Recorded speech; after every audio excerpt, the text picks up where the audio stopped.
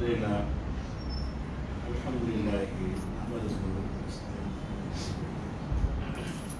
ونعوذ بالله من شرور انفسنا ومن سيئات اعمالنا من يهده الله فلا مضل له ومن يضلل فلا هادي له واشهد ان لا اله الا الله وحده لا شريك له واشهد ان محمدا عبده ورسوله. கண்ணியத்திற்குரிய எல்லாம் அல்ல அல்லாஹ் ஜல்லஷானஹு தஆலாவின் நல்லடியார்களே, அல்லாஹ்வின் அழகிய பண்புகள் என்ற இந்த ஜும்மா தொடர் உரையில அல்லாஹ்வுடைய ரஹ்மான் என்ற பண்பை பற்றியும் ரஹீம் என்ற பண்பை பற்றியும், அதாவது அளவற்ற அருளாளன் நிகரற்ற அன்புடையோன் என்ற பண்புகளை பற்றி நம்ம அறிந்து வருகிறோம். அல்லாஹ்வுடைய செயல்பாடுகள், அவனுடைய கட்டளைகள், அவனுடைய நடவடிக்கைகள், அவனுடைய போதனைகள் எதை எடுத்துக்கொண்டாலும் அதற்குள்ள அளவற்ற அருளாளன் என்ற ஒரு முத்திரையை பதித்து வைத்திருக்கிறான். எதை எடுத்தாலும் ஒரு அளவற்ற அருள் என்பது அதற்குள்ள அடங்கி இருக்கும் என்பதற்கு பல நிகழ்வுகளை, பல போதனைகளை நம்ம பார்த்தோம். அந்த வகையில் நபிகள் நாயகம் ஸல்லல்லாஹு அலைஹி வஸல்லம் அவர்கள் கடந்த காலத்தில் நிகழ்ந்த ஒரு சம்பவத்தை சொல்லி காட்டுகிறார்கள். முந்தைய சமுதாயத்தில் நிகழ்ந்த ஒரு சம்பவம். இந்த சம்பவத்தை நம்ம அடிக்கடி கேள்விப்பட்டு தான் இருக்கிறோம். இருந்தாலும் அதில் எப்படி அளவற்ற அருள் இருக்கிறது என்பதற்காகத்தான் இதை நம்ம எடுத்து சொல்கிறோம். அது என்ன சம்பவம் என்றால், கடந்த காலத்தில் ஒரு 3 பேர் பயணம் செய்து கொண்டிருந்தார்கள். பயணம் செய்து கொண்டிருக்கும் பொழுது பெரிய மழை வந்து விட்டது. ஒதுங்குவதற்கு எந்த இடமும் இல்லை நிலையில ஒரு மலை இருக்கிறது, அது ஒரு குகை இருக்கிறது. அந்த மலை குகையில போய் என்ன செஞ்சாங்க, மழைக்காக வேண்டி அந்த 3 பேரும் தங்கி விட்டார்கள், ஒதுங்கி விட்டார்கள். மழை விட்டோன்னு வெளியே வரலாம். சற்று நேரத்தில் என்ன ஆகுதுன்னு கேட்டா, மலை உச்சியில் இருந்த ஒரு பாறை உருண்டு வந்து சொல்லி வச்ச மாதிரி அந்த வாசலை அவங்க எந்த வழியாக உள்ள போனாங்களோ அதை அடைத்து விட்டது. பெரிய பாறாங்கல் உருண்டு வந்து அந்த குகையில ஒரு வாசலுக்குள்ள நுழைகிறதுக்கு வழி இருக்கும் இல்லையா, அந்த வழியில அடைத்து விட்டது. அதை 3 பேரால் தள்ள முடியல. அப்ப வெளியேறது காற்று வரல, வெளிச்சம் வரல, இவங்க வெளியேறவும் முடியாது. இவங்க எந்த சத்தம் போட்டாலும் வெளி உலகத்துல யாருங்க, வெளியில யாரும் இல்லை, யாராவது போனா கூட விளங்காது. அப்ப மொத்தமா அடைத்து விட்டது என்றால் இவங்களுடைய நிலைமை என்ன, எல்லாம் முடிஞ்சிச்சுன்னு அர்த்தம்.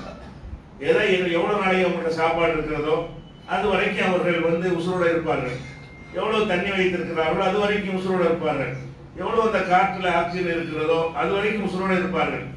பிறகு என்னவாக இறந்து விடுவார்கள் ஒரு அளவுக்கு ஒரு நெருக்கடியில் சிக்கிவிட்டார்கள் 3 பேருமே. அப்ப என்ன 3 பேரும் சேர்ந்து ஆலோசனை செய்கிறார்கள். இதெல்லாம் ரசூல் ஸல்லல்லாஹு அலைஹி வஸல்லம் சொல்லி காட்டுறாங்க. 3 பேர் ஆலோசனை செய்து, நம்ம விஷயம் முடிந்து விட்டது, இனிமேல் அல்லாஹ்வை தவிர யாரும் காப்பாற்ற இயலாது. இதுல என்ன செஞ்சால் நம்முடைய சக்தியை கொண்டு போய் அந்த பாறையை அகற்ற முடியாது, அகற்றி வெளியே போக முடியாது. கூப்பாடு போட்டு கூச்சல் போட்டு வெளியிலிருந்து ஆட்களை அழைத்து தப்பிக்க முடியுமா என்றால் அதுவும் முடியாது. அல்லது இதுக்குள்ளே இருந்து கொஞ்ச நாளைக்கு உசுரோட இருக்க முடியுமான்னு கேட்டால் அதுவும் முடியாது.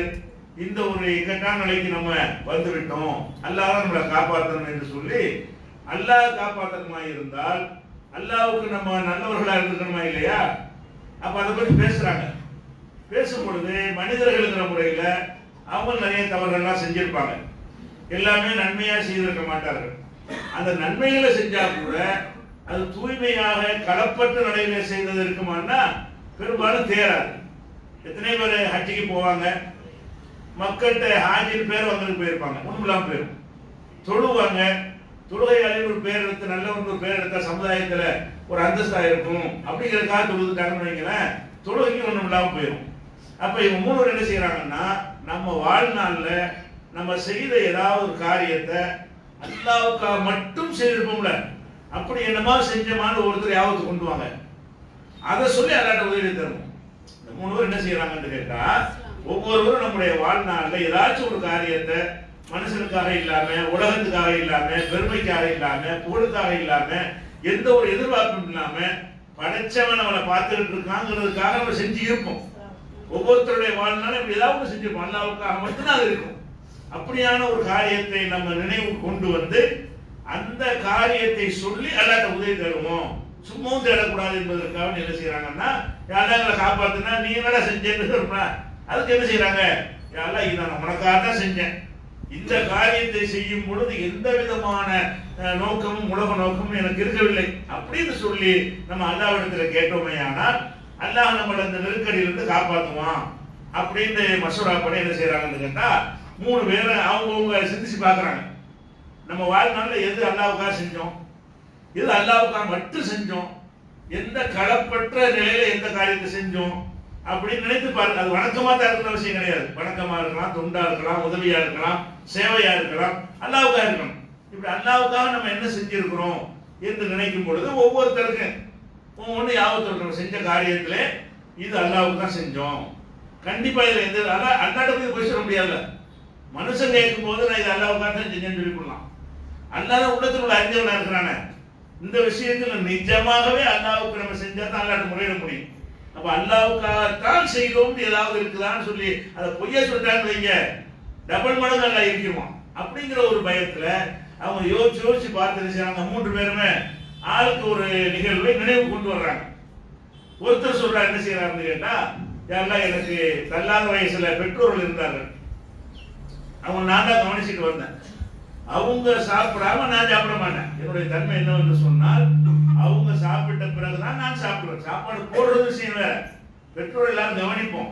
இவர் என்ன கொள்கை வச்சிருக்காரு, எப்ப சாப்பிடா இருந்தாலும் முதல்ல பாப்பா சாப்பிட்டாங்களா அம்மா சாப்பிட்டாங்களா இதை பார்த்து விட்டு அவங்க சாப்பிட்டதுக்கு பிறகுதான் சாப்பிடுவது ஒரு வழக்கம். யாரெல்லாம் இந்த மாதிரி நான் வழக்கத்தில் இருந்தேன். ஒரு நாள் நான் வருவதற்கு தாமதமாகி விட்டது, சம்பாதிச்சுட்டு வேலைக்கு போயிட்டு வீட்டுக்கு வருவதற்கு தாமதமாகிவிட்டது. தாமதமானால் என் பெற்றோர்கள் வந்து தூங்கி விட்டார்கள், சாப்பிடாமே உறங்கி விட்டார்கள் என்று சொன்னா நான் எப்படி சாப்பிடுவது என்று என்ன செய்தேன், அவங்க விழிக்கிற வரைக்கும் உட்கார்ந்து கொண்டே இருந்தேன். அவங்க விழித்த பிறகு பசிச்சு அவங்களுக்கு முடிப்பு வரும். அப்படி வந்தால் அவங்களுக்கு சாப்பாட்டை கொடுத்துட்டு நம்ம சாப்பிடணும். பிள்ளைகள்லாம் கேட்கறாங்க சாப்பாடு, அவங்கள கூட அவங்கள தூங்க வைத்து விட்டு சாப்பாடு கொடுக்காம தாய் தந்தையர் சாப்பிட்ட பிறகுதான் சாப்பிடுவேன் என்ற ஒரு உறுதியாக நான் இருந்தேன். என் தாய் தந்தையருக்கு நான் இப்படி அவங்க முடித்த பிறகு சாப்பாடு கொடுக்குறேன், தூங்காம உழைத்து விட்டு வந்து உறங்காம தானும் சாப்பிடாம தனது பெற்றோர்கள் சாப்பிட்டுட்டேன், அதுக்கு பிறகுதான் சாப்பிடணும் அந்த கொள்கையை மாற்றக்கூடாது என்பதற்காக வேண்டி நான் இதை செஞ்சேன். அன்றைக்கு சரியான பசி எனக்கு இருந்தும் கூட நான் என்ன செய்யல, சாப்பிடல. சரியான ஓய்வு என்னுடைய உடலுக்கு தேவையா இருந்தும் கூட நான் வந்து ஓய்வு எடுக்கல, விழித்து கொண்டே இருந்து அவர்கள் சாப்பிட்ட பிறகு நான் சாப்பிட்டேன். இறைவா, இதை உனக்கு பயந்து நான் செஞ்சேன். அவங்க என்ன ஏதோ செஞ்சிருவாங்கன்னு நான் செய்யல, அவங்கள முடியாத நிலையில் இருக்கிறாங்க, அவங்களுக்கு பயந்தோ இப்படி எல்லாம் செஞ்சு ஊர்வலத்துல பார்த்துட்டு இருக்கிறாங்க, பெருமையா பேசிக்கிடுவாங்க அப்படிங்கிற இந்த சாமத்துல இல்லை. யாருக்கும் தெரியாது, உலகத்துக்கு புகழும் இல்லை, இதுல பெருமையும் இல்லை. இவங்க ஏதோ என்ன செஞ்சிருவாங்கிற ஒரு பயத்துக்காக நான் செய்யல. அல்லது இப்படிலாம் செஞ்சா நாளைக்கு ஏதாவது உதவி செய்வாங்க அவங்க அப்படிங்கிறனால அவங்க இல்லை. பெற்றோர் நல்லா கவனிச்சோம்னு சொன்னா அவங்க நம்மளை கவனிப்பாங்க அவங்க இருக்கிறாங்க, அப்படியும் இல்லை. இவங்களுக்கு நான் இந்த நேரத்தில் பட்டினியா இருந்து அவங்க சாப்பிட்ட பிறகு நான் சாப்பிட்டதுக்கு வந்து கடுகளவு எந்த எதிர்பார்ப்பும் இல்லை. அல்லாஹ் நீ வந்து இதை வந்து எனக்கு கடமையாக்கி இருக்கிறாய், பெற்றோரை கவனிக்கிறது கடமையாக்கி இருக்கிறாய். அந்த உன் கடமையை செய்வதை தவிர இதுக்கு பின்னாடி வேற நோக்கமே எனக்கு இருக்கல. இந்த நேரத்தில் இது நான் சொல்வது உண்மையாக இருந்தால், இறைவா நான் இதை உனக்காகத்தான் செய்தேன் என்று நீ நம்பினால், நீ ஏற்றுக்கொண்டால் எங்களுக்கு ஏற்பட்ட அந்த துன்பத்துக்கு காப்பாத்து அப்படின்னு சொல்றாரு. அல்லாஹ் என்ன செய்யறான், உடனே அதை ஏற்றுக்கொண்டு அந்த பாறையை வந்து கொஞ்சம் விலகுது. பாறை இன்னொரு உருண்டை செய்து விலகுறது, ஆனா வெளியே வர முடியாது. இதை காற்று வெளிச்சமும் வருது, காற்று வெளிச்சம் கிடைக்கக்கூடிய வகையில ஒரு கேப் கிடைக்கிறது. ஆனால் என்ன செய்யல, முழுசாக பாறை வந்து வெளியேறல. இவர் தன்னுடைய நன்மையை சொல்லி கேட்டார். அப்ப இவர் வாழ்நாளில் செஞ்ச பெரிய லிஸ்ட் போட்டு உனக்கு அது செஞ்ச 1000 செய்யல. அல்லாஹ் தன்னுடைய கருணையை செய்வதற்கு இந்த ஒன்னே ஒண்ணுதான் இவர் செஞ்சிருக்கிறார். தூய்மையா, இஹ்லாஸா, அல்லாஹ்வுக்கு ஒரு களப்பற்ற நிலையில செஞ்சது ஒரு காரியம் தான். இவரை அது காப்பாத்துற எப்படி காப்பாத்துறான், அதிசயமான முறையில் காப்பாத்துறான். இது முடிஞ்சு போன விஷயம். அப்படிங்கிற ஒரு விஷயத்தை தன் அற்புதத்தை நிகழ்த்தி தான் அந்த இடத்துல அந்த பாறையை அல்லாஹ் வந்து நகர்த்தி அவங்களுக்கு ஒரு வெளிச்சத்தை கொடுக்குறான். அப்ப அந்த இதுக்கு காரணம் என்னவா இருந்தது என்று கேட்டால், இவர் செஞ்ச ஒரே ஒரு காரியம், அவர் பெற்றோர் கவனிச்சிருக்கிறார். அது அல்லாஹ் என்ன பார்க்குறான், எனக்காக செஞ்சிருக்கிறான் உடனே அவன் கருணையை பொழிகிறான். அதை இதுக்காக செய்ய போராடலாம். உங்க தாய் தந்தை கவனிச்சிருக்கா அப்படி இப்படி உங்களை காப்பாற்றணுமா என்று செய்யாமல் இந்த சின்ன ஒரு அமல் இதை அல்ல பெருசாக எடுத்துக்கொண்டு இதுக்காக ஒரு உதவி செய்யணும், ஊர் உலகத்தில் இல்லாத ஒரு அதிசயத்தை நிகழ்த்தி உதவி செய்யணும்னு நினைத்து அல்லாஹ் உதவி செய்யலாம். அடுத்தவர் என்ன செய்யறாரு, அல்லாஹ் கையேந்துறாரு. அவர் நினைச்சு பார்க்கிறாரு. தான் செய்த ஒரு நல்லறங்கள் பெருசா அவருக்கு ஞாபகத்துக்கு வரல. ஒரே ஒரு விஷயம் ஞாபகத்துக்கு வருது. என்னன்னு கேட்டா, இறைவா எனக்கு நிறைய நீ வசதியை கொடுத்திருந்தாய், பொருளாதாரத்துக்கு நிறைய கொடுத்திருந்தாய். என்னுடைய உறவுக்கார பெண் ஒருத்தியை நான் விரும்பினேன் என்றால் திருமணம் செய்து கொள்வதற்கு விரும்பல, தவறான முறையில் அடைவதற்கு நான் விரும்பினேன். அவற்றை என்னுடைய கோரிக்கையை வைத்தேன், அவள் மறுத்துவிட்டாள். அவளுக்கு ஒரு கஷ்டம், ஒரு நெருக்கடி வரும் பொழுது, நான் அந்த நெருக்கடிக்கு இடத்துல உதவி தேடி வரும் பொழுது, அந்த உதவியை கண்டிப்பா தேவைங்கிற நிலையில வந்ததுனால அந்த உதவியை நிபந்தனையாக வைத்து நான் அவளுக்கு அந்த உதவி செஞ்சேன். உதவி செஞ்சு பல தீனார்களை, தங்க காசுகளை கொடுத்து அவளை என்ன செஞ்ச, என்னுடைய ஆசைக்கு இணங்குமாறு நான் ஒத்துக்கொள்ள வைத்தேன். ஒத்துக்கொள்ள வைக்கும் பொழுது நாங்கள் நெருங்குற நேரத்தில் அந்த பெண் என்ன சொன்னான்னா, இத்தகில்லா, நல்லா பயந்துக்க இப்படின்னு ஒரு வார்த்தை தான் சொன்னார். அந்த நேரத்தில் நான் அந்த ஆசையை தீர்த்திருந்தால் யாரும் தடுத்துக்க முடியாது. என்னுடைய கண்ட்ரோல் இருக்கிறது. நான் நினைத்திருந்தால் என்னென்ன செஞ்சிருக்க முடியும். அந்த ஒரு வார்த்தை, அல்லாஹ்வை பயந்து கொள் என்று அவர் சொன்ன அந்த ஒரு வார்த்தையில எனக்கு அதிர்ச்சி ஏற்பட்டு, அச்சம் ஏற்பட்டு, நான் அந்த தவறிலிருந்து உடனே விலகி கொண்டேன். இப்படி விலகிறதுக்கு எதுவும் அல்லாஹ் பயந்து அந்த வார்த்தை தான். இப்படி நான் விலகியதுக்கு என்ன காரணம், அல்லாஹ்வை பயந்து கொண்டு சொன்ன அந்த வார்த்தை என் உள்ளத்தை தைத்தது. உனக்காக நான் செஞ்சேன், உன்னுடைய அச்சத்தை தவிர வேறு எதுவும் காரணம் இல்லை என்று நீ இறைவா இதை ஏற்றுக்கொண்டால், உனக்கும் அப்படி தெரியணும்ல, நான் நினைச்சிட்டு இருக்கிற மாதிரி உண்மையா இருக்கணும்ல, உனக்கு தான் தெரியும் நான் இதை உனக்காகத்தான் செய்தேன் என்று நீ நினைத்தால் என்னை நாங்கள் பட்டுகிற துன்பத்திலிருந்து காப்பாத்து. இன்னும் கொஞ்சம் பாறை விலகுது. அல்ல இதையும் பெரிய அமலா ஏற்றுக்கிறான். இது பெரிய தொழுகை போய் பார்த்து ஹஜ்ஜெல்லாம் செய்யல. அந்த மாதிரி வணக்கங்களை கூட சொல்லி காட்டுறவர் எல்லாம் பொண்ணு செஞ்சுதான் எதை சொல்லி காட்டலாம்.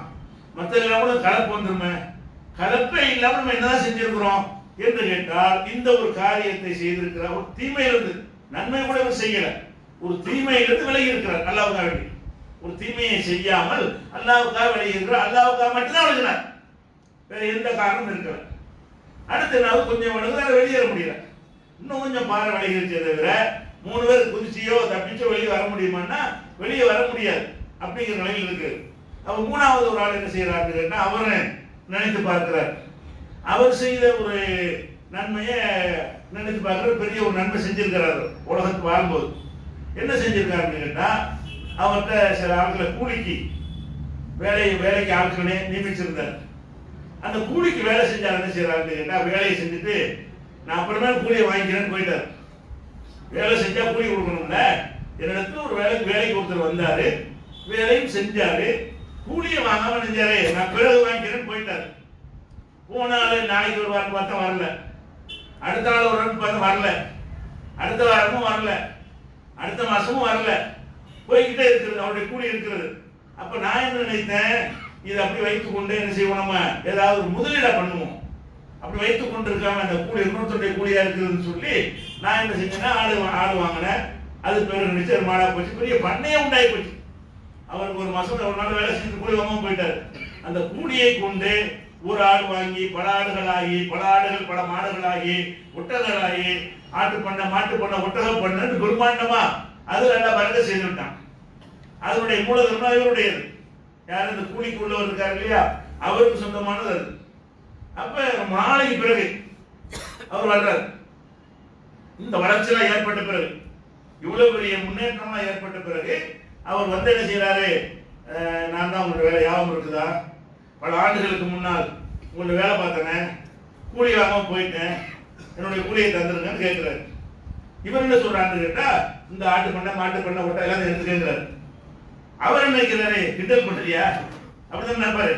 என் கூலியத்தை 1000 ரூபாய் கூலி தந்த ஆண்டு கேட்டா, இந்த ஆட்டு பண்ணை எடுத்துங்க, இந்த மாட்டு பண்ணை எடுத்துக்கிட்டா கேள்வி மாத்திரம் தெரியுது. அவர் என்ன சொல்றாரு, நான் ஒரு ஏழை மனுஷன், என்னை கேள்வி பண்ணாத அப்படின்னு அவர் சொல்றாரு.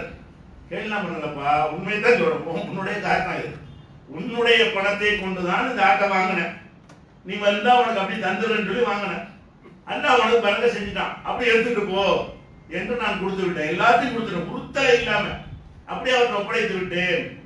யாரெல்லாம் இதை செய்வதற்கு உன்னுடைய அச்சத்தை தவிர எதுவும் காரணம் கிடையாது.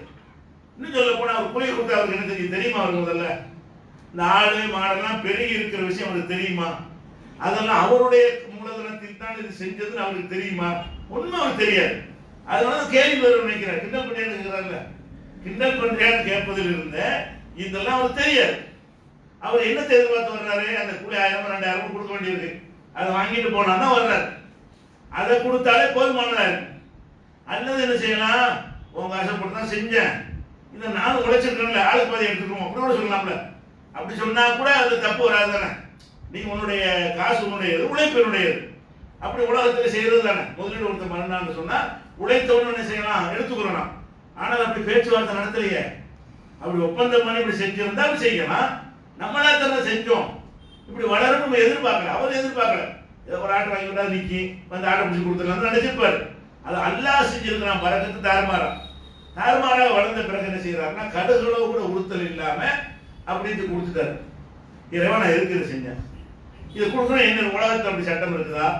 ஊர் உலகத்தில் யாரும் கேட்பாங்களா? நான் கொடுக்கலன்னா எனக்கு விவகாரம் ஏதாவது வருமா? அவன் தான் சண்டைக்கு வருவான். நான் கொடுக்குற ரூபாய் கொடுத்தா போயிட்டு இருப்பானே. நான் இதை இவ்வளவு தூக்கி கொடுத்த காரணம் என்ன? பல கோடிகள் பல லட்சங்களுக்கு பெருமதியான பொருள்களை தூக்கி கொடுக்குறேன், எந்த உறுத்தலும் எனக்கு இருக்கவில்லை. இதை உனக்காக தான் செஞ்சேன். ஏன்னு கேட்டா நீ பார்த்துக்கிட்டு இருக்கிற, நான் இப்படி நினைச்சது உனக்கு தெரியும். வந்தா திருப்பி கொடுத்துடணும்னு நான் நியத்து வச்சேன்ல, அது உனக்கு தெரியும். உனக்கு தெரிஞ்சிருக்கும் பொழுது அதுக்கு மாற்றமா நானே எடுத்துக்கொண்டால் நீ என்ன நியத்து வச்சு செஞ்ச, என்னிடத்துல என்ன உறுதிமொழி கொடுத்தேன்னு கேட்பிய. அப்ப உன்னிடத்துல நான் மாட்டிக்கொள்ள கூடாது என்கிற ஒரு அச்சத்தை தவிர இதுக்கு பின்னாடி ஒண்ணுமே இல்லை அப்படின்னு இது நீ அப்படி விளங்கி கொண்டால், அப்படி எடுத்துக்கொண்டால் இறைவா நீ வந்து என்னை காப்பாத்து. அல்ல என்ன செய்யறான், அதுக்கு முழுசு அந்த பாரம் மனப்பாட்டு உருண்டு கீழே விழுந்துச்சு. பழையபடி அந்த வழியை வந்த வழியை என்ன செஞ்சாங்க, 300 ஹதீஸ்ல புகாரில 2600 நிறைய இடத்துல வருது. 2272வது ஹதீஸில் முழு சம்பவத்தை நீங்க பார்த்துக்கங்க. அப்ப இதுல நம்ம என்ன இதுல பெற வேண்டிய பாடம் என்னன்னு கேட்டா, நம்ம மனிதர்கள் முறையில எவ்வளவுதான் தப்புகள் செஞ்சிருந்தாலும், அல்லாஹ் செய்த இபாதத்துகள்ல குறைகள் வைத்திருந்தாலும், அந்த செய்த இபாதத்துகள் கொஞ்சம் கலப்படத்தோடு இருந்தாலும், சுத்தமாக இல்லாமல் கொஞ்சம் கலப்படமாக இருந்தாலும், குறைபாடா இருந்தாலும், கேர்லெஸ்ஸா இருந்தாலும், பொடுபோக்கா இருந்தாலும், அலட்சியமா இருந்தாலும், ஏதோ 1-2 தேர்வுன்னு சொன்னான், அதுக்கெல்லாம் கர்மம் செஞ்சிருவோம். நம்ம செஞ்சதுல ஏதோ 1-2 விஷயம் அவனுக்குத்தான் அப்படின்னு இருக்குமே, ஆனால் அந்த ஒண்ணுக்காக வேண்டி அது சொல்லி அல்லாஹ்விடத்தில் கேட்கிறீர்களே, ஆனால் அவன் அளப்பரிய கருணையை செய்து உலகத்தில் அற்புதங்களை நிகழ்த்தி கொடுக்க உதவுறான். அல்லாஹ்வுடைய அளவற்ற கருணை எப்படி இருக்குன்னு நம்ம அப்படி செய்ய மாட்டோம். நம்ம ஒரு ஆள் உதவி செய்யறா இருந்தா ஒரே ஒரு நாள் ஒரே ஒரு உதவி நமக்கு செஞ்சதுக்காக பிரதிபலன் பண்ண மாட்டோம். பல வருஷம் நமக்கு எதிராக இருந்து நம்ம சொன்னதெல்லாம் கேட்காம ஒரே ஒரு நாள் தீவாய் தரணை செய்ய மாட்டோம், பெரிய பெருசா எடுத்துக்கிறோமா? நம்ம எடுத்துக்கிற மாட்டோம். அப்ப அல்லாஹ் என்ன செய்யறான்னு கேட்டா, இவன் பெரிய அமல்கள் ஒண்ணு செய்யவும் இல்லை, தப்பு செஞ்சிருக்கிறான், செஞ்ச அமல்ல ஒண்ணு தேர்னா அது சொல்லியிருப்பாங்களே, அவங்களே யோசனை பண்ணி எது தேரும்னே இதெல்லாம் தேர் இருக்கு. ஒவ்வொருத்தருடைய வாழ்க்கையிலையும் 3 பேருக்குமே இந்த ஒண்ணு தான் தேருது. அவங்களுக்கு அல்லாஹ்வுக்கு தான் செஞ்சோன்னு முழுசா நம்பிக்கை இதுதான் வருது. மீதி உள்ளதான இதுல போய் வேற மாதிரி வந்துருமோ, இதுல கலப்பில் இருக்குமோ, இதுல எல்லாம் கம்மியா இருக்குமோ நினைச்சு மைனஸ் பண்ணிட்டு அல்லாஹ்வுக்கு செஞ்சதை என்ன செய்யறாங்க, அவங்க நினைத்து பார்க்கறாங்க. அப்ப இதுல என்ன நம்ம விளங்குறோம்னு கேட்டா, அல்லாஹ்வுடைய அளப்பரிய கருணை வழங்குகிறோம். அது போக நம்ம அல்லாஹ்விடத்துல பிரார்த்தனை எத்தனை தேவைக்கு அல்லாஹ்ட்ட கேட்கிறோம். பிரார்த்தனை செய்வது ஒரு முறைக்கு சொல்லி தரப்படுகிறது. என்ன பிரார்த்தனை செய்யறோம், சும்மா அல்லாஹ் தாங்க அப்படி கேட்க கூடாது. நம்ம அல்லாஹ்வுக்காக என்ன செஞ்சோம்னு நினைத்து பார்க்க வேண்டும். எந்த காரியங்களை அல்லாஹ்வுக்கு மட்டுமாக செஞ்சோமோ, எந்த எதிர்பார்ப்பும் இல்லாம செஞ்சோமோ, அல்லாஹ்வுடைய பயத்தை தவிர ஒரு காரணம் அதுக்கு இருக்கவில்லையோ, அது அமல்களாக இருக்கலாம், செய்யற உதவிகளாக இருக்கலாம், பாவத்திலிருந்து தப்பிப்பதாக இருக்கலாம், எதுவாக இருக்கலாம். எதுவாக இருந்தாலும் அல்லாஹ்வுக்காகத்தான் இதை செஞ்சேன் என்று நம்ம நினைத்து பார்த்து அதை சொல்லி நீங்கள் அல்லாஹ்ட்ட கேட்டீர்களே, ஆனால் அல்லாஹ் அந்த கோரிக்கை ஏற்றுக்கிறோம். பொதுவாக கருணையிலே ஏற்றுக்கிறோம். இந்த ஹதீஸ் ரசூலுல்லாஹ் இது சொல்றாங்க, இந்த சம்பவத்தை 3 பேருக்கு நடந்த நிகழ்வை எதுக்கு அந்த சம்பவத்தை அங்க வேணும் தான் நிகழ்த்துறாங்க. என்னென்ன கரெக்டா 3 பேர் போகும்போது பாறை உருண்டு வந்து கரெக்டா போய் இந்த வாரிசு அடைக்குதுன்னு சொன்னா இந்த விஷயத்தை வந்து பிற்கால சமுதாயத்திற்கு சொல்லி அதிலிருந்து அவர்கள் இந்த மார்க்கத்தை அல்லாஹ்வுடைய கருணையை அறிந்து கொள்ளணும், அல்லாஹ்வுடைய ஸ்டைலை புரிந்து கொள்ளணும் என்பதற்கு தான் நல்லா செஞ்சு காட்டுறான். இதை அவனே தான் அழைக்கிறான், அவனே தான் காப்பாற்றுறான். எதுக்காக வேண்டி அது ரசூலுல்லாஹ் மூலமா இதுக்கு சொல்ல வைக்கிறான். இந்த சம்பவம் ரசூலுல்லாஹ் இருந்துட்டு இருந்த காலத்தில் நடந்ததா? வஹீல அல்லாஹ் உங்களுக்கு போடுறான். இந்த நிகழ்ந்த சம்பவத்தை பற்றி அல்லாஹ் உங்களுடைய உள்ளத்துல போட வைத்து நமக்கு சொல்லித்தர வைக்கிறான். அப்ப இதெல்லாம் நம்ம அறிந்து கொள்ள வேண்டிய பாடம் என்னன்னு சொன்னா, அவுளியாவுடைய துவாவை ஏற்றுக்குருவான், பெரிய மகானுக்கு துவாவுக்கு தான் பவர், அதெல்லாம் கிடையாது. இதெல்லாம் மகான்கள் கிடையாது. சும்மா ஏதோ ஒன்று ரெண்டு காரியம் செஞ்சாலும் தான். அதுல என்ன தள்ள பாப்பான்னு சொன்னா, நீ எப்படிப்பட்டவனா இருந்தாலும் இருப்போ, ஒரு கோரிக்கை வைக்கிறியா, எனக்கு நீ என்ன செஞ்சு யோசிப்பார். அல்லாவுக்கு மட்டும் எந்த ஒரு எதிர்பார்ப்போ பயமோ எந்த நோக்கமோ இருக்கக்கூடாது. அப்படியான காரியங்களை வைத்து நம்ம அல்லாவிடத்திலே முறையிட்டோமையானால் அவனுடைய கருணை பொழியும். ஒரு நோயாளி மூத்தா போயிடுவார், அளவுக்கு ஆயிட்டார், எல்லாரும் கைவிட்டாங்க. டாக்டர்களே சொல்லிட்டாங்க, இன்னும் 15 நாளைக்கு தான் தேர்வாரு, சொந்தக்காரங்களாம் சொல்லி அனுப்பிடுங்க. இப்படிங்கிற நிலையில எல்லாம் நீங்க உதவி கேட்குறீங்கன்னு வைங்க. நீங்க நினைச்சு பாருங்க, என்ன செஞ்சேன்னு நினைச்சு பாருங்க. அல்லாவுக்கா என்ன செஞ்சீங்கிற ஒரு அமலை நினைத்து பார்த்து யாரெல்லாம் நீ காப்பாத்துன்னு சொன்னா அவனுடைய அற்புதத்தை காட்டி காப்பாற்றுவான். நம்ம வாழ்க்கையில் அப்படி ஏதாவது செய்திருந்தோம் ஏனால் அதை சொல்லி காட்டி அல்லாட்ட கேட்கும் பொழுது அதுக்கு பேர் தான் வசீலா. யாரை சொல்லுது? நாம நல்லா சொல்றோம்ல, அல்லாஹ் பயந்து கொள்ளுங்கள், ஒபுத்தகு இலையில் வசீலா, அல்லாவின் பக்கம் ஒரு வசீலாவை தேடிக் கொள்ளுங்கள். வசீலானா அவுளியாவை தேர்ந்த அர்த்தம் கிடையாது. வசீலானா இதுதான், நீங்கள் அல்லாஹ்விட சென்றடைவது ஒரு சாதனம், இபாதத்து, வணக்கம், ஒரு இருக்கிற ஒரு தஸ்பீஹ், எதையாவது சொல்லி தூய்மையானவற்றை சொல்லி அல்லாஹ்விடத்தில் நீங்கள் வந்து என்ன செய்ய கோரிக்கை வைங்க அப்படின்னு சொல்ற பார்க்கணும். இதுக்கு முக்கியமா அறிந்து கொள்கிற விஷயம் என்னன்னு கேட்டா, அல்லாஹ் வந்து அளவற்ற அருளாளனா இருக்கிற காரணத்தினால்தான் பெருசான லிஸ்ட் எதிர்பார்க்க மாட்டாங்க. நமக்கு ஏதாவது அருள் செய்வதற்கு என்ன செய்யலாம், சின்ன ஒரு சின்ன காரியம் தான் இது, மனசுல அல்லாஹ்வுக்கு நினைச்சிட்டார், அவ்வளவுதான்.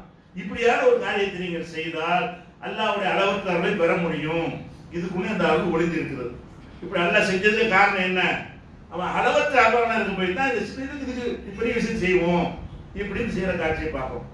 அதே மாதிரி ஒரு மனிதர், இதுவும் கடந்த காலம் தான், கடந்த காலத்தில் உள்ள சம்பவங்களை வந்து மற்றவங்கன்னா கதையா சொல்லுவாங்க. இஸ்லாத்துல சொல்வதாக இருந்தால் அதுல நம்ம பெற வேண்டிய படிப்பினை இருந்தால் தான் சொல்லுவாங்க.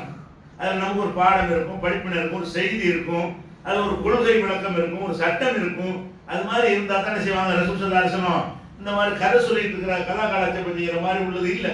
ரசூல் ஸல்லல்லாஹு அலைஹி வஸல்லம் வந்து கடந்த காலத்தில் உள்ள ஒரு விஷயத்தை சொல்வதாக இருந்தால் அதிலிருந்து நமக்கு ஒரு பாடம் இருக்கும். அப்ப ரசூல் ஸல்லல்லாஹு சொல்றாங்க, கடந்த காலத்துல ஒரு வியாபாரி இருந்தார். அந்த வியாபாரி என்ன செய்வார்னு கேட்டா, இல்லாதவங்க கஷ்டப்படுறவங்களுக்கு கடனாக பொருட்களை கொடுப்பார். கடனாக இல்லைன்னா வரவே இல்லை கடன் வச்சுக்க என்ன கொடுப்பார். அப்படி கொடுக்கும் போது என்ன மாதிரி கொடுப்பார்னு சொன்னா, கொடுத்த கடனுக்கு பிறகு அவனை விரட்டணும், அவனை அடிமையாக்கணும், அவனை கேவலப்படுத்தணும், அவன் விரட்டி வாங்கணும், இப்படி நினைச்சு கொடுக்க மாட்டான். கொடுக்கும் போது என்ன செய்வார்னு கேட்டா, கொடுக்குறோம் அந்த தரட்டும், வசதி இல்லைன்னா போயிட்டு விட்டுருவோம். அது கடனா கொடுப்பது மேற்று கிடையாது. நாம கடனாக கொடுத்தோமே ஆனால் பெரிய எதிர்பார்ப்பு நமக்கு பின்னாடி இருக்கும். லேசில் கொடுக்கவும் மாட்டோம். கொடுத்தோமே ஆனால் என்ன இருக்கு, என்கிட்ட கடன் வாங்கினதுக்காக அவன் எனக்கு அடிமையா இருக்கணும், என்னை மதிக்கணும், என்கிட்ட சரணாந்தி கிடக்கணும், நான் என்ன சொன்னாலும் அதை சப்போர்ட் பண்ணணும் அப்படின்னு ஒரு எதிர்பார்ப்போடு தான் கடன் கொடுப்பார்கள். இவர் எப்படி இருப்பாருன்னு கேட்டா, ஏதாவது கடனை கொடுத்துட்டு ஊழியர்கள் சொல்லிடுவார், அவன் கொஞ்சம் கஷ்டப்படுற மாதிரி தெரியுது, இந்த ஆளு நெருக்காதீங்க, தந்தா தந்துட்டு போறாரு, தராட்டி விட்டு தள்ளுபடி பண்ணி விட்டுருங்க கணக்கு புகழ் அழிச்சிருவாராம். விரட்டிலாம் கேட்க மாட்டார். கடனை கொடுத்து விட்டு அவர்கள் தரமோசராக கடனை கொடுக்க சத்தியத்தவர்களாக இருந்தார் என்ன செய்வார்னு கேட்டா, ஜாவசு அன்பு அவருடைய கடனை வந்து தள்ளி விட்டுருங்க, தள்ளுபடி செஞ்சிருங்க என்று ஊழியர்களுக்கு சொல்லிடுவார். அப்போ ஒரு கடன் கொடுத்து வியாபாரம் செய்யக்கூடியவர் அந்த கடன் கொடுப்பது எதுக்காக கொடுக்குறாரு, இல்லைன்னு சும்மா கொடுக்குறாம முடிஞ்சா தரட்டும், இல்லாட்டி தர்மமா போயிட்டு போகுது, அப்படிதான் கொடுக்கும்போது கடன் ஏன் கேட்கறான், கஷ்டப்படுறவனா கடன் கேட்கறான், அதை கொடுக்கும்போது திருப்பி தருவான்னு சொல்லிட்டு கடன் கொடுத்தோம்னு சொன்னா இருக்கிற யாரும் போயிடும். அப்படி கொடுக்கவும் கூடாது. கடன் கொடுத்தீங்கன்னா வழக்கமா வந்துட்டு செய்ய மாட்டான், கடனை கேட்டு அடுத்த நாளைக்கு வரவே மாட்டான். அந்த மாதிரிலாம் உலகத்தில் இருக்குது. இவர் மாதிரி ஸ்டைல இருந்தா என்ன செய்வான், அது பிரச்சனையே கிடையாது, கொடுத்துட்டு கேட்க மாட்டோமே. இல்லாதவனுக்கு கடனை கொடுங்க, கடனை கொடுத்து என்ன செய்வார்னு கேட்டா தர முடியாது, தள்ளுபடி பண்ணி விட்டுரு, கேட்காத, தந்தா தரட்டு, தராட்டி போகட்டும்னு கொடுப்பான். இதுக்கு எல்லாம் என்ன செய்யறானா, மறுமை நாள்ல இவருக்கு என்ன செய்வானா, நீ நீ பெரிய கருணையா இருக்கணும், உனக்கு மிஞ்சி ஆடுறானா, நீ கடனை கொடுத்து தள்ளுபடி பண்ணியா இல்லையா, நான் உனக்கு தள்ளுபடி பண்றோம். நீ செஞ்ச பாவங்கள், நீ செஞ்ச அநியாயங்கள், நீ செய்த குறைபாடுகள் எல்லாத்தையும் நான் உனக்கு என்ன செய்யறேன், நான் உனக்கு தள்ளுபடி செய்கிறேன் என்று சொல்லி அல்லாஹ் அவனுடைய பாவங்களை தள்ளுபடி செய்கிறான். சொர்க்கத்துக்கு கொண்டு போயிடறான். இவர் பெரிய ஒரு அமலுகம் எல்லாம் செய்யல, இவருடைய வாழ்க்கையில சிறப்புன்னு அல்லாஹ் இவர் சொர்க்கத்துக்கு கொண்டு செல்வதற்கு லிஸ்டையெல்லாம் எடுத்து பேப்பர்லாம் காட்டி மார்க் போட்டு உனக்கு உள்ள அப்படிலாம் சொல்லல. அதுவும் செய்வான் எல்லாருக்கும். இவருக்கு எல்லாம் என்ன செய்யறான்னு கேட்டா, நீ என்ன செய்யணும்னு கவனிக்கிறான்லாம். நீங்க மனுஷன் உங்க சக மனுஷன் மீது இறக்கம் காட்டுகிறாய், கஷ்டப்படுறவனுக்கு தெரிகிறது, இவனுக்கு திருப்பி தர இயலாத பொருள் தேவையா இருக்கிறது, கடன் கேட்கிறான், தேவைக்கு தானே கேட்கிறான், அவன் தேவைப்பட்டு கேட்கிறான், இது கொடுக்காட்டி சிரமப்படுவான், கடனை திருப்பி தர முடியாது, தெரிந்து கொண்டே நீ கொடுக்குறாய். ஆனால் இப்போ சோர்ஸ் இருந்தால் தான் கடன் கொடுப்பாங்க. நீ அரசாங்கத்திலே கடன் யாரும் கொடுப்பான், சோர்ஸ் இருக்கணும், அடமானத்தை தருமா, நம்ம குடிமக்கள் தானே தரமாட்டான். கவர்மெண்ட் தந்தா கூட வீட்டு அடமானம் வைக்கிறியா, கார் அடமானம் வைக்கிறியா, சொத்து அடமானம் வைக்கிறியா கொடுப்பாங்க. இவரு சாப்பாட்டுக்கு இல்லாத எந்த அடமானம் வைப்பாரு, இவர் கொடுத்தாலும் யாருக்குன்னு கேட்டா இல்லாதவனுக்கு எந்த செக்யூரிட்டியும் வாங்காம அவன் திருப்பி தருவதற்கு சோர்ஸ் அவன்கிட்ட வாய்ப்பு இருக்குதா அப்படிங்கிறதையும் பார்க்காம தந்தா தராட்டி போகட்டும் அப்படின்னு கடன் கொடுக்கறது இருக்குது. இது பெரிய அல்லாவுக்கு பிடித்தமான ஒரு விஷயம். அல்லாஹ் ரொம்ப என்ன செய்யறான், கடனை தான் வந்தா வரட்டேன், வராட்டி போயிட்டு போகுது, அல்ல நிறைய தான் தந்திருக்கான் இப்படிங்கிற எண்ணத்துல கொடுத்தால் நீங்க ஒருத்தர் கொடுத்ததுக்காக எல்லாம் என்ன செய்யலாம், உங்களுடைய எல்லாத்தையும் தள்ளுபடி செய்யணும். உங்களுடைய பாவங்களை கணக்கு கேட்கலாம், உங்களுடைய அமல்கள் குறைபாடுக்கு கணக்கு கேட்கலாம். இதெல்லாம் கணக்கு கேட்டு மார்க் போட்டோம்னு சொன்னா தேர மாட்டோம். இந்த மாதிரி அல்லாஹ் கருணையை காட்டினா தான் நம்ம சொர்க்கத்துக்கு செல்ல முடியும். இது புகாரில 2078வது ஹதீஸில் இருக்குது. அப்ப அல்லாஹ் ரப்பல் ஆலமீன் என்ன செய்யறான்னா, சின்ன சின்ன விஷயங்களுக்கெல்லாம் பெருசா எடுத்துக்கலாம். பெருசா ஏன் அவனுக்கு எடுக்க மாட்டேது, பெரிய மனுஷனுக்கு அளவற்ற அருளாளன், அருளே பொங்கி வளைந்து கொண்டிருக்கிறது என்ற காரணத்தினால்தான் நம்முடைய சின்ன சின்ன விஷயத்துக்கு இதுக்கெல்லாம் இப்படி ஒரு பரிசா நினைக்கிற அளவுக்கு அல்லாஹ் என்ன செய்யறான், நமக்கு வாரி வாரி வளர்ந்துக்கிறான். அது போக நம்ம மனிதர்கள் முறையில நம்ம சில காரியங்களை நம்மளை மீறி செஞ்சிருவோம், மறந்து செஞ்சிருவோம், தவறுதலா செஞ்சிருவோம். ஆனா குற்றம் தப்பான காரியமா இருக்கும், காரியம் தப்பா இருக்கும்.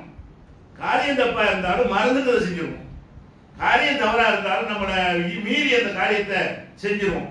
இந்த மாதிரி இருந்தால் அதை என்ன மாதிரி எடுத்துக்கொள்ளணும், அல்ல எப்படி பார்க்கணும், வேணும்னு செய்யறானா, பர்பஸா செய்யறானா, அல்லது கவனக்குறைவா கேரளா செஞ்சுட்டானா இப்படின்னு பார்த்து அல்ல அதை பிரிச்சு பார்த்து என்ன செய்யறான்னு கேட்டா அதுக்கெல்லாம் மன்னிப்பு தந்துடலாம். எந்த ஒரு காரியத்தை ரசூல் ஸல்லல்லாஹு அலைஹி சொல்றாங்க, இன்னல்லாஹ தஜாவஸ லி அன் உம்மத்தி, என்னுடைய உம்மத்துகளுக்கு அல்லாஹ் அலட்சியப்படுத்தி விடுறான், அதை மன்னித்து விடுறான். மா வஸ்வஸத் பிஹி சுதூருஹா, அவங்க உள்ளத்தில தப்பு தப்பாக எண்ணம் கொள்கிறார்களே அதையெல்லாம் அல்லாஹ் என்ன செய்யறான், மன்னித்து விடுகிறான். மாலம் தஅமல் அவ் தகல்லம், அந்த தப்பான எண்ணத்துக்கு செயல் வடிவம் கொடுக்காத வரைக்கும், தப்பான ஒரு விஷயத்தை கொலை செய்யறவனை, திருடணும், கொள்ளையடிக்கணும், இவனை ஏமாத்தணும் இப்படிங்கிற மாதிரி பிளான்லாம் போடுறீங்க. பிளான்லாம் போட்டு மனசுல இருக்கு எல்லா பிளானுமே, ஆனா நீங்க செய்யலைன்னா லிஸ்ட்ல கணக்குல வராது. அல்லாஹ்வுக்கு தெரியும். அந்த கிராமன் காட்டின் மலக்குகளுக்கும் அது அல்லாஹ் அந்த பதிவு செய்யறதுக்குரிய திறமையோட தான் அனுப்பியிருக்காங்க, அதை பதிவு செய்வாங்க. அப்ப அப்படி இருந்தா கூட இது அல்லாஹ் என்ன செய்யறான்னா நீக்கிறோம். மனசுல நினைச்ச போட, மனசில் நினைக்கிறீங்க அவன் நினைச்சேன், அந்த நினைப்ப போட்டேன், அப்படி அல்ல தான் சுமந்துக்கிற மாதிரி. அப்ப மனசில் நினைத்து கொண்டு தப்பான விஷயங்களை ஒருவர் நினைப்பார்களே ஆனால் அதை அலட்சியப்படுத்துவீர்கள்.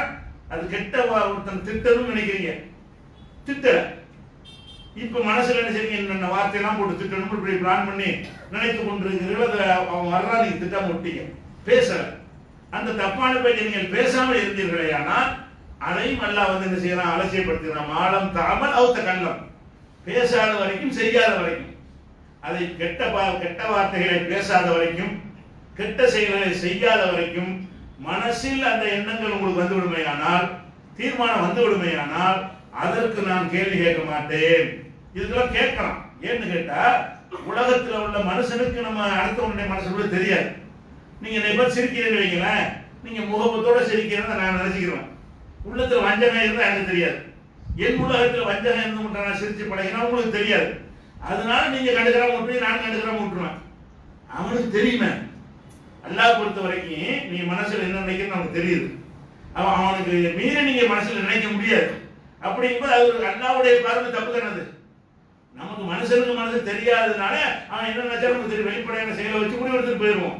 அல்லாஹ் ரப்பல் ஆலமீன் என்ன தெரியும்னு கேட்டா நம்ம மனசுல நினைக்கிறது தெரியும். இவ்வளவு அசிங்கமா நினைக்கிறானே, இவ்வளவு அருவருப்பா நினைக்கிறானே, இவ்வளவு கெட்ட வார்த்தையில் நினைக்கிறானே, இவ்வளவு கெட்ட செயல் நினைக்கிறானே, நல்லா கோபம் வருமா இல்லையா? அவனுக்கு தெரியுதுனால மனசுல உள்ள கண்ணாடி கூட தெரியும் பொழுது அல்லாஹ் கோபம் வரணும். செய்யாட்டி விடு, மனசா நினைச்ச செய்யாத வரைக்கும் பேசாத வரைக்கும் என் உம்மத்துக்கு அல்லாஹ் செஞ்சு நான் மன்னித்து விட்டான் என்று ரசூல் ஸல்லல்லாஹு அலைஹி வஸல்லம் சொல்றாங்க. இது புகாரில 2528வது ஹதீஸில் இருக்கிறது. இதற்குள்ளேயும் அவனுடைய அளவற்ற அருள் இருப்பதை பார்க்கிறோம். இன்னும் அல்லாஹ் அளவற்ற அருள் என்பதற்கு நிறைய சான்றுகள் இருக்கிறது. இன்ஷா அல்லாஹ் அடுத்த